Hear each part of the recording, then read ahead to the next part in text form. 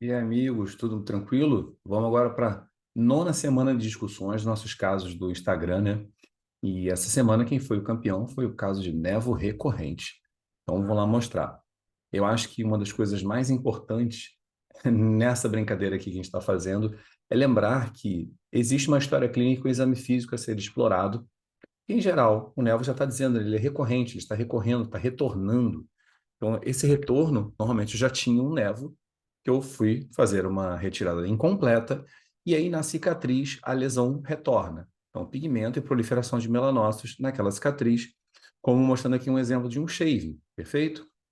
Então, é importantíssimo que a gente converse com o cirurgião, né, com o dermatologista que fez a primeira retirada para a gente confirmar que isso aconteceu mesmo. Nos olhos da histopatologia, a gente consegue fazer uma definição de de uma cicatriz. Então, a gente olha aqui na derme superior, né, o colágeno um pouco mais espessado, com proliferação de fibroblastos e de vasos sanguíneos. E na derme reticular mais profunda, a gente vê uma organização normal, né, das fibras de colágeno.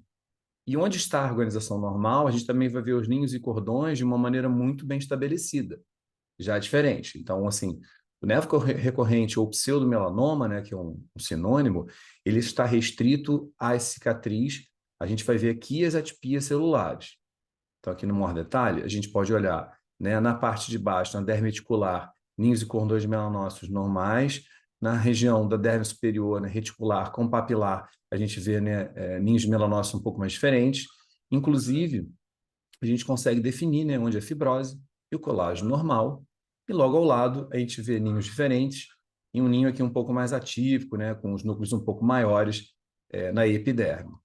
Então, acho que o grande diagnóstico é saber que foi feita uma cicatriz, uma cirurgia prévia, promoveu uma cicatriz e aqui está ela. Então, ó, tecido conjuntivo um pouco mais espessado, com proliferação de pequenos vasos.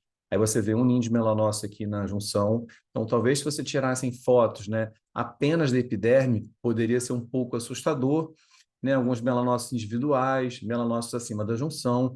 No entanto, né, predomina ainda ninhos de melanócito na base dos cones, e, obviamente, apesar de tamanhos diferentes desses melanócitos, nós estamos vendo atipias, teoricamente, apenas restritas à cicatriz, ao processo de reparação. Então, aqui o detalhe do processo reparativo, né, com vaso sanguíneo, melanófagos, tecido conjuntivo mais espessado e produção de fibroblastos, inclusive. Então, isso aqui também é bom lembrar, não é uma doença desmoplásica, e sim uma doença cicatricial, né, após um trauma que foi feito o corte cirúrgico. E onde não há alteração do colágeno, você vê nitidamente os ninhos e cordões de melanócitos, todos típicos, bem maturados. Então, assim, aqui, indubitavelmente, é um nevo melanocítico, vamos dizer assim, intradérmico, onde não há a cicatriz desta cirurgia prévia. Então, a gente acaba considerando, né, no diagnóstico diferencial do nevo recorrente, obviamente, o melanoma. E a gente sabe que o melanoma clássico, né, ele não vai ter esse processo de atipias apenas restrito a alguma cicatriz, até porque não houve uma cicatriz prévia, né? Então, claro que o diagnóstico é muito longo, mas o melanoma basicamente é o diagnóstico maligno das proliferações melanocíticas e que você vai ter muito nessa proliferação de células individuais, meio que predominando em relação à proliferação de ninhos de melanócitos, tá? Resumidamente, é claro.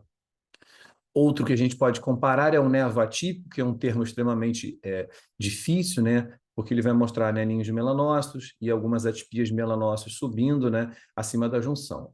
Também, de novo, é só um resumo, porque realmente cabe-se uma aula de 1 hora de nevo atípico ou de nevo displásico.